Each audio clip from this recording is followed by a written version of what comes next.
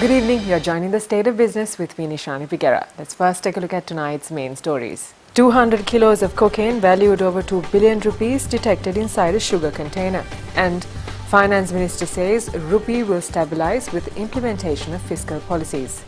In one of the biggest narcotics detections in Sri Lanka, the officers of the Customs Department today detected a sugar container with over 200 kilograms of cocaine. The customs officials said the container had arrived from Brazil.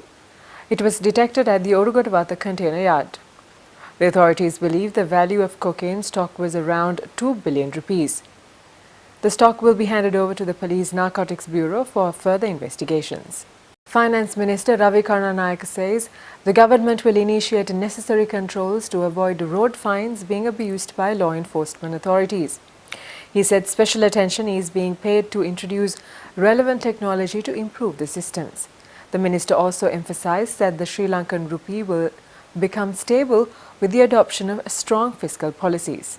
It is not under pressure that revenues are coming in. It is today this market is not fundamentally driven, no, it is sentiment driven. Somebody comes and says Trump has come, so first day it went down, then it goes up. Actually there is no fundamental. So on that basis you will have this rocky thing owing to turbulent times that are there, created artificially by perceptive theories that I put forward. But at the end of the day, you would see the real rupee coming out with our strong fiscal policies that will be adopted. Yesterday, the Exporters Association requested the Finance Minister to withhold suspension of SWAT until the RAMES is fully operational. The Minister responded to that request as well. RAMES is fully operational. So exporters don't know that because 1st of January, RAMES is in operation. So there's no problem at all. And RAMES, that is only a cash flow issue. No? So as soon as you have the input that is shown into RAMES, you're ready to get the output. Problem that they have is that the big people are not mentioning. It is the small guys who try to fraudulent uses are the ones who have a bellyache. Fitch Ratings says a proposal to increase the minimum capital requirements for banks in Sri Lanka should help strengthen the capitalization of some banks and appears to be aimed at bringing about consolidation in the banking sector. The agency said it should raise systemic stability of the sector in the long term. The Sri Lanka government in its 2017 draft budget proposed to increase the minimum capital of licensed commercial banks to 20 billion rupees from 10 billion rupees and licensed specialized banks to 7.5 billion from 5 billion rupees.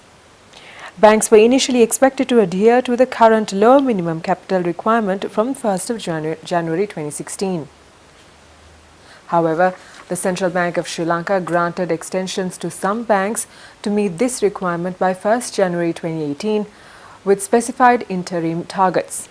Fitch believes that such regulatory forbearance has contributed to banks' undercapitalization and could undermine the authority's objective of consolidation. However, Fitch believes banks could face challenges in raising capital, particularly as the operating conditions in Sri Lanka remain difficult, as signalled by negative outlook on the sovereign rating, which was downgraded to B+ from BB in February 2016. Stay with us for more news on the other side of this short break.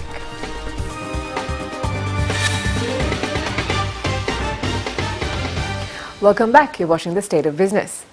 Minister Susil Premajayantha says the committee appointed by Sri Lanka Freedom Party's Central Committee to probe the central bank bond scam has recommended the appointment of a presidential commission to investigate it further. The 9-member committee, headed by Minister Nimal Siripala de Silva, has handed over their report, which included 6 recommendations to the President. එතකොට අපි ඒ ගැනත් කියන්න ඕනේ commission සභාවක් දැම්මොත් මෙන්න මේ කෙටි කාලයකදී අවසන් කරන්න පුළුවන් මෙන්න මේ කරුණුයි කියන එක. නීතිපතිට ගිහිල්ලා යනවනම් මෙන්න මෙච්චර කාලයක් ගත වෙන්න පුළුවන්. ඒක එතකොට ක්‍රියාදාමය මේකයි කියන එක. ඒ සීලු කරුණු අර වාර්තාවේ නිර්දේශන එක තියෙනවා. AG-ට කරන්න පුළුවන් වෙන්නේ දැනට AG-ට ඉදිරිපත් වෙන කෝක් කමිටු වාර්තාව අනුව එතනින් එහාට ගන්න ක්‍රියාදාමය අරගෙන ඉස්සරහට යන එක. ඕනෑම නඩුවකදී AG-ට පොලිසියෙන් එන්නේ පොලිසිය උද්ෘතයන් එක්ක. හැබැයි මේකේ තියෙනවා සාක්ෂි වුණාට ඒවා මේ චෝදනා පත්‍රය ගුණ කිරීම සඳහා පාදක කරගන්න පුළුවන් කමක් නැහැ ඒ ආකාරයෙන්. The expenditure headings of the Ministries of Agriculture, Irrigation and Mahaweli was debated in Parliament today. Chief Opposition Whip Andru Kumara Disanayake started the debate. අහනවා මේ අමාත්‍යංශය නාස්ති අවම කරන්න හෝ දූෂණය නතර කරන්න හෝ පරිපාලන කාර්යක්ෂම කරන්න සමත් වී තිබෙනවාද? කුෂිකර්ම අමාත්‍ය සඳහා ගොඩනැගිල්ලක් මාසික කුලී වියදම රුපියල් මිලියන 21 බැගින් දැනට මාස 5ක් තිස්සේ හිස් ගොඩනැගිල්ලක තිබෙනවා. සාධාරණ ලක්ෂ 210යි වැත්සා NBT නැතුව එම ගොඩනැගිල්ලේ වියදම දැන් මාස 6කට ආසන්න කාලයක් කිසිදු කාර්යයකට ප්‍රයෝජනයක් ගන්න නැතුව එම ගොඩනැගිල්ලට මුදල් ගෙවමින් තිබෙනවා. මේ කුෂිකර්ම අමාත්‍යාංශ ලක්ෂ 210 කාර්යාලයක් අවශ්‍යද? මේක හරිනම් ගොවි ජනපදයේ ගිහිල්ලා හිටවන්න ඕන අමාත්‍යාංශය. ඒකයි සිදු වී තුවන්නේ. තේ වගාවට අවුරුදු 150ක් ලබන වර්ෂය වෙනකොට සම්පූර්ණ වෙනවා. මේ වෙනකොට දිස්ත්‍රික්ක ගණනාවක තේ වගාව ව්‍යාප්ත වෙලා තිබෙනවා. ඒ වගේම තේ ශක්ති කර්මාන්ත ශාලා මේ වෙනකොට ගණනාවක් වැහිලා ගිහින් තිබෙනවා.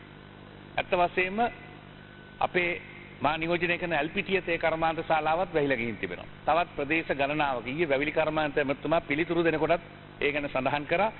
මේවා විධිමත් ගිවිසුම් වලට ගිහිල්ලා පෞද්ගලික අංශයට හෝ බදු දීමට අදහසක් තිබෙන බව එතුමා සඳහන් කරා.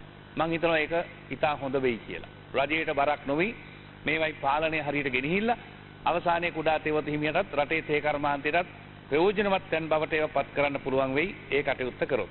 1992 ඉඳලා යම්කිසි ස්ථාවර භාවයකට මේ වතු ශේෂ්ත්‍රයේ ගේන්න මේ සමාගම් කටයුතු කරලා තියෙනවා. එහෙමනම් අපි ඒගොල්ලන් සමග අත්වැල් බැඳගෙන දුර්වලකම් හඳුනාගෙන කටයුතු කරන එක තමයි හොඳ. ඔවුන්ව කඩා වැටීමට ලක් වෙන්නේ නැතුව. ඒ නිසා මම හිතනවා මම දැඩි ලෙස වතු සමාගම් සමග ගනුදෙනු කරලා කතා කරනවා. ඔවුන්ට පැහැදිලි කරලා තියෙනවා ඔවුන්ගේ සමාජීය වගකීම. ඒ සමාජීය වගකීම පැහැර හරිනවා නම් මම දැඩි ලෙස ක්‍රියා කරන බව මම මේ ගෞරව සභාවට කියන්න කැමතියි. National Lotteries Board today launched a special Mahajana Sampatha lottery named Rajadinu. It will be sold at 100 rupees. Mahajana Sampatha is one of the most popular lottery brands in Sri Lanka. The chairperson of the National Lotteries Board said this special lottery was introduced as a bonus to the loyal customers of Mahajana Sampatha. It's not the normal ticket which we sell for 20 rupees. The 20 rupee ticket is also there carrying a 70 million price tag.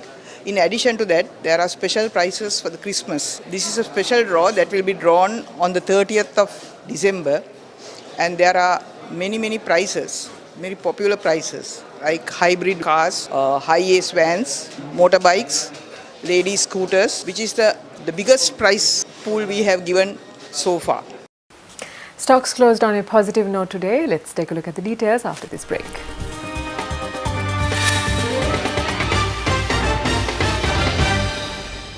Welcome back to the show. The market closed in green following almost 2 weeks closing in the red. Offshore investors were net sellers for the day, with selling seen on National Development Bank, with minor buying witnessed in Axis Engineering and John Keells Holdings. Institutional and high net worth interest was seen on Axis Engineering, Central Finance and CT Land Development. Meanwhile, retail activity was seen on Tokyo Cement and Lanka Milk Foods. The all share price index gained 10.6 points to close at 6,253.28, while the S&P SL 20 gained 10.48 points to close at 3,478.53. Turnover for the day was 517 million rupees. The top traded counters were John Keells Holdings with 127.1 million rupees, CT Land Development with 136.2 million rupees, Axis Engineering 57.7 million rupees, Central Finance 47 million rupees and National Development Bank with 18.3 million rupees. Foreign inflows amounted to 148.5 million rupees, whilst foreign outflows totaled to 154.1 million rupees. Up next are the day's forex rates.